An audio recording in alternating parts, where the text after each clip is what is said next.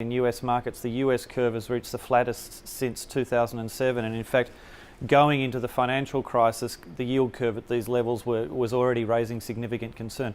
What does the flattening mean? Most of the focus on the yield curve has been on why it's flattening and whether or not the Fed's historical QE program has been part of the flattening. In other words, can we ignore the flattening in the curve? I focus less on the why and more on what the flattening in the curve actually means, because I don't think it actually matters why. I think the what is what matters. The curve tells us about the returns from maturity transformation. So for any financial institution or even an investor in the credit market, they're effectively making the same decision, taking some sort of liquid deposit and choosing to lend it out for 2 years, 3 years, 5 or 20 years. As the curve flattens, the returns from maturity transformation go down.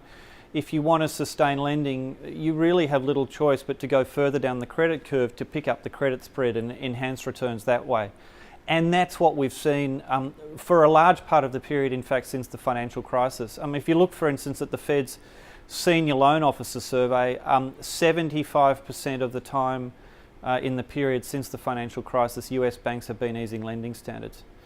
The slowdown that we have seen in credit growth in the US the last couple of years, credit growth peaked above 12%, last year slowed to below 1%, is entirely consistent with the flattening in the curve.